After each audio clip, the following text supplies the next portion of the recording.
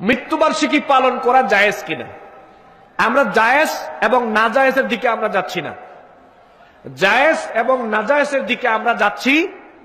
আমরা কিছু লজিক নিয়ে কথা বলবো। কি নিয়ে বলবো? লজিক নিয়ে কথা বলবো।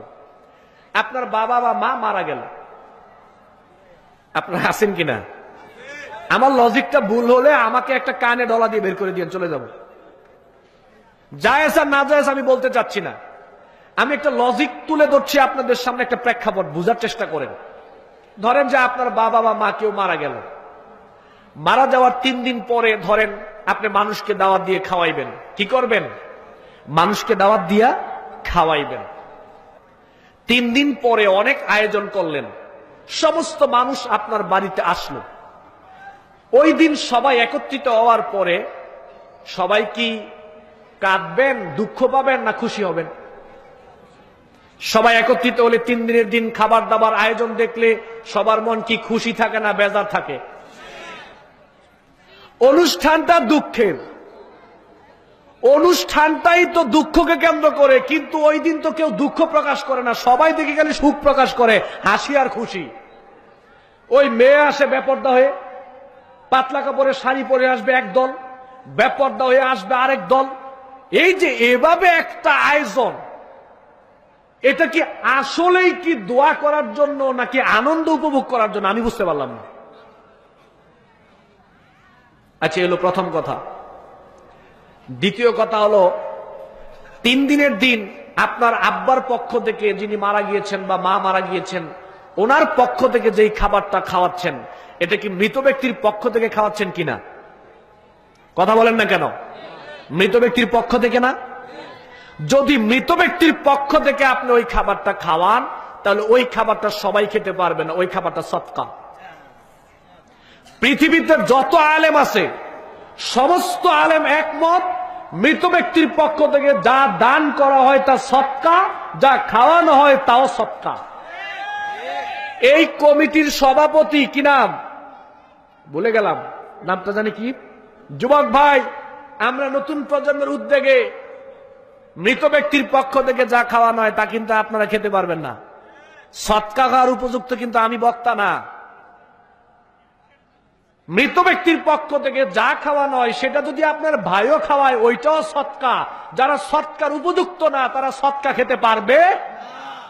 এগুলো দ্বিতীয় কথা, আপনাকে আমি ঠেকাবো। খাওয়ান, মৃত ব্যক্তির পক্ষ থেকে খাওয়াইবেন, আচ্ছা খাওয়ান। যারা দরিদ্র মানুষ, যাদের হক, এটা তাদেরকে খাওয়াইতে হবে। তৃতীয় কথা, 50 জন ফকির মিসকিনকে একসাথে আমি খাওয়াইলাম, টাকা গেল ধরেন 3-4 লক্ষ টাকা খরচ করলেন। 3-4 লক্ষ টাকা ওই সময় খরচ করে মানুষকে খাওয়াইলেন, ধরেন সওয়াবের নিয়তে খাওয়াইলেন, ওই সওয়াবটা ওইখানেই শেষ।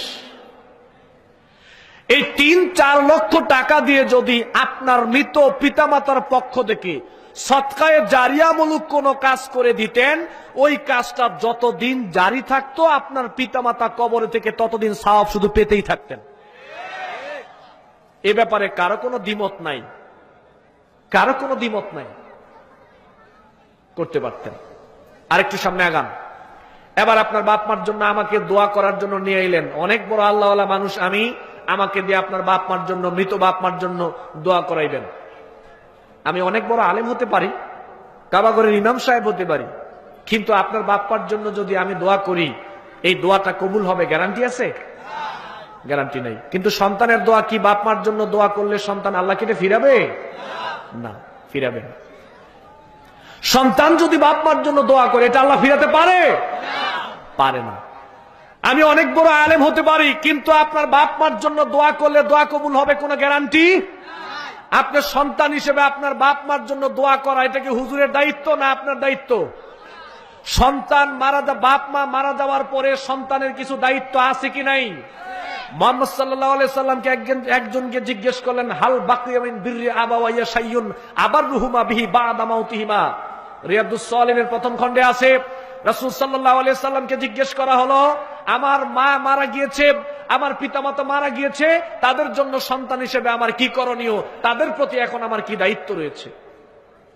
আল্লাহ নবী বললেন, তাদের জন্য তুমি আল্লাহর কাছে ইস্তেগফার করো, তাদের জন্য আল্লাহর কাছে ক্ষমা চাও, তাদের জন্য তুমি আল্লাহর কাছে দোয়া করো, তাদের পক্ষ থেকে দান সৎকা করো, তাদের বন্ধু বান্ধবদের সাথে ভালো আচরণ করো, তাদের আত্মীয়তার সম্পর্ক তুমি বজায় রাখো। তাহলে সন্তানের জন্য পিতামাতা মারা গেলে দায়িত্ব হলো সন্তান বাপ মার জন্য দোয়া করবে। আল্লাহ নবী তো এটা বলে না যে হুজুর এনে দোয়া করাইতে, এটা বলছে বলে নাই। রিয়াদুস সালিহিন প্রথম খণ্ড তিরমিজি শরীফের হাদিসটা, আল্লাহ নবী বলছে সন্তানের দায়িত্ব, সন্তান নিজে পিতামাতার জন্য দোয়া করবে, এটা পিতামাতার হক সন্তানের প্রতি পিতামাতা মারা গেলে। তো আপনি দায়িত্ব পালন না করে হুজুরকে দিয়ে দায়িত্ব পালন করাইলে আপনি তার মুক্তি পাবেন না। এবার একটা রিক্সের কথা বলি, এটা আমার বিপক্ষে যাবে এখন, এ কথা এখন আমার বিপক্ষে যাবে। কমিটির ভাইরা, আমি বক্তার ইনকাম হালাল না হারাম কেউ জানেন? আমি হুজুরের ইনকাম হালাল না হারাম কেউ জানেন? আমি কাবাগরের ইমাম সাহেব হতে পারি, তাও আমার ইনকাম হালাল না হারাম কেউ জানেন না। আমি কাবাগরের ইমাম সাহেব হওয়া সত্ত্বেও যদি আমার ইনকাম হারাম হয়, আমি সারাদিন দোয়া করলেও দোয়া কবুল হবে না। আমার নিজের বেলায় তো আমার দোয়া কবুল হবে না, আপনার বাপ মা তো পরের ব্যাপার। আমি শিরকের মধ্যে লিপ্ত আছি কিনা কেউ জানেন? যদি আমি বক্তা শিরকের মধ্যে লিপ্ত থাকি, আমি কাবাগরের ইমাম সাহেব হলেও আমার দোয়া কবুল হবে? আমার পিতামাতার সাথে যদি আমার সম্পর্ক ছিন্ন হয়ে থাকে, পিতামাতার সাথে যদি আমার সম্পর্ক ভালো না থাকে, আমি বক্তা দোয়া করলে আমার দোয়া কবুল হবে? তো কত রিক্সের মধ্যে যে আপনি আমাকে নিয়ে এসেছেন দোয়া করানোর জন্য, এবার বুঝেন। আজকে 10 বছর হয়েছে, 10 বছরের ভিতরে আমি কোন হুজুরকে আমার বাসায় দাওয়াত দিয়ে খাওয়াই নাই। কয় বছর? 10 বছরের ভিতরে কোন হুজুরকে আমি আমার বাসায় দাওয়াত দিয়ে খাওয়াই নাই। এই নিয়তে যে হুজুর আমার দাদা দাদি নাই, তারা মারা গিয়েছে, আমি এই নিয়ত করি নাই যে হুজুর আমার দাদা এবং দাদির জন্য একটু দোয়া করেন। এই নিয়তে 10 বছরের ভিতরে কোন হুজুরকে আমি আমার বাসায় দাওয়াত দেই নাই। রাস্তায় দেখা হয়েছে, হুজুর চলেন একটু নাস্তা করে যান, ভাগ্যে যা ছিল, রিজিকে যা ছিল তাই দিয়ে মেহমানদারি করে দিয়েছি, সুন্নাত আদায় করে দিয়েছি। আল্লাহ হুজুর যদি ভালো চায় দোয়া করবে, আর মুমিন হিসেবে আমি দোয়া চাইতেই পারি, আমি একটু অসুস্থ একটু দোয়া করবেন, বিপদে আসি আল্লাহর কাছে একটু দোয়া করবেন, এটা বলতে পারি। আপনারা বুঝেন না, আপনারা মূর্খ মানুষ। আপনারা মনে করেন যে হুজুরদেরকে বাসায় নিয়ে দাওয়াত দিয়ে খাওয়াইলে হুজুর দোয়া করলে দোয়া কাজে লাগবে। তো হুজুরের দোয়া আপনার জন্য কাজে লাগবে, তো হুজুরের জন্য কি অন্য হুজুরের দোয়ার দরকার আছে না? তো কোন হুজুর কেন কোন হুজুরকে হুজুরের বাসায় দাওয়াত দেয় না? কথা তো সত্য, ফেলে দেন পারলে আমার কথা, আপনি আবার রাগ হইেন না। না, কথা তো সত্য। এ বিশ্বাস কেন মানুষের মনে থাকবে হুজুরকে আবার বাসায় নিয়ে এসে আমার বাপ মার জন্য দোয়া করাইতে হবে? এটা যদি জরুরি বিষয় হয়, তো হুজুরের বাপ মা তো মারা গিয়েছে, ওনার জন্য দোয়া করানোর জন্য তার একটা হুজুর দরকার। এই নীতি তো আমরা হুজুররা ফলো করি না। আপনি হুজুরদেরকে দাওয়াত দেন, খতিব সাহেব সম্মান করেন যে খতিব সাহেব আজকে আমার বাসায় একটু বেড়াবেন, আপনার দাওয়াত। খতিব সাহেব যাবে, হালাল রুজি রোজগারের মাধ্যমে খাওয়াই দিবেন। আবার খতিব সাহেব আপনার জন্য দোয়া করতে পারে, বলবেন হুজুর আমার জন্য একটু দোয়া করবেন, এই সমস্যা এই আছে, দোয়া চাইবেন। একজন মুমিন আরেকজন মুমিনের কাছে দোয়া চাইবে, এতে কোনো দোষ নাই, দোয়া চাইতেই পারে একজন আরেকজনের কাছে। কিন্তু কেউ কারো প্রতি এভাবে নির্ভরশীল হওয়া এটা ঠিক। আজকে দেখেন, এই যে আমি বলে যাচ্ছি, এই সাধারণ লোকগুলো দোয়ার জন্য, রিজিকে বরকতের জন্য, বিভিন্ন সুযোগ সুবিধার জন্য বিভিন্ন পীর সাহেবকে নিয়ে ভালো ভালো খাবার দিচ্ছে, কাপড় দিচ্ছে, টাকা দিচ্ছে, হাদিয়া দিচ্ছে, কিন্তু ওই লোকটার মায়ের দিকে না খেয়ে আছে। নিজের মাকে খাবার দিচ্ছে না, নিজের মাকে ভালো কাপড় দিচ্ছে না, নিজের মাকে আপেল কমলা বেদানা কিনে দিচ্ছে না, নিজের মাকে দেশি মুরগি খাওয়াচ্ছে না, নিজের মাকে কই মাছ খাওয়াচ্ছে না, কিন্তু ওই ছেলেটা নিয়ে আলেম ওলামা পীর সাহেবকে খাওয়াচ্ছে। কেন খাওয়াচ্ছে? পীর সাহেবের দোয়া থাকলে দুনিয়া সাকসেস। নীতি সব উল্টো হয়ে গেছে। আল্লাহ নবীর বক্তব্য হচ্ছে রিদার রব্বু ফি রিদাল ওয়ালিদি ওয়া সাখাতার রব্বু ফি সাখাতাল ওয়ালিদি। তোমার বাপ মা যদি তোমার প্রতি সন্তুষ্ট থাকে, তাহলে তোমার দুনিয়া এবং পরকাল উভয়টাই সাকসেস। তোমার বাপ মা তোমার প্রতি সন্তুষ্ট থাকলে আল্লাহ তোমার প্রতি সন্তুষ্ট হবে। তোমার বাপ মা যদি তোমাকে সন্তুষ্ট থেকে পরকালে মুক্তির জন্য দোয়া করে, আল্লাহ দোয়া শুনবেন কি শুনবেন না? শুনবেন। নিজে আমলের উপরে থাকবেন, আমল করবেন।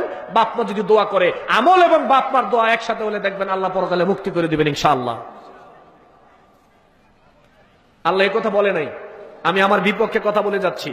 আল্লাহ আপনাকে কথা বলে না আমাকে হাদিয়া দেওয়ার জন্য, আমাকে দামি দামি পাঞ্জাবির কাপড়, আমাকে সুন্দর খাবার, আমাকে ভালো ভালো পোশাক, আমাকে টাকা পয়সা, আমাকে দেশি মুরগি, আমাকে কই মাছ, এগুলো আল্লাহ আমাকে হাদিয়া দেওয়ার জন্য আপনাকে বলে নাই।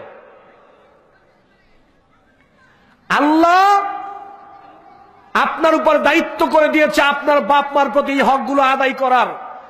আমি আপনাদের সামনে দীপ্ত কণ্ঠে বলে গেলাম, যেই ছেলেরা বাপ মাকে বাদ দিয়ে বিভিন্ন আলেম ওলামা খতিব সাহেব পীর সাহেবদেরকে খেদমত করছেন, এ কথা মনে রাখবেন, আপনি যদি আপনার বাপ মার খেদমত না করেন তাহলে আপনার বাপ মার খেদমত আর কেউ করবে না। কিন্তু পীর সাহেবের খেদমত আপনি না করলেও পীর সাহেবের ছেলে মেয়ে ঠিকই পীর সাহেবের খেদমত করবে। এ কথা মনে রাখবেন। আপনার বাপ মার খেদমত না করলে আপনার বাপ মার খেদমত করার মতো অন্য কেউ নাই। দেশি মুরগি, কই মাছ, ভালো ভালো খাবার যদি আপনি বাপ মাকে না খাওয়ান, আমি কি খাওয়াই দিয়ে আসবো না কিনে? আপনাকেই দিতে হবে। কিন্তু পীর সাহেবকে, আলেম ওলামা খতিব সাহেবকে যদি আপনি এগুলো না খাওয়ান, ওনাকে খাওয়ানোর বহু মানুষ আছে। সম্মানিত উপস্থিতি, এজন্য মৃত্যুবার্ষিকী পালন করবেন কিভাবে? নিজে পিতামাতা জন্য সন্তানরা দোয়া করবেন, এটার জন্য অনুষ্ঠান করতে হয় না। অনুষ্ঠান করতে হয়? ফরজ সালাত পড়েছেন দোয়া করেন, তাহাজ্জুদ পড়েছেন দোয়া করেন, সেজদায় আছেন দোয়া করেন, হজে গিয়েছেন দোয়া করেন, আরাফার ময়দানে আছেন দোয়া করেন, যে কোনো জায়গায় আপনি থাকেন না কেন বাপ মার জন্য দোয়া করেন। সন্তানের দোয়া আল্লাহ কবুল করবে, সন্তানের দোয়া আল্লাহ কবুল করবে।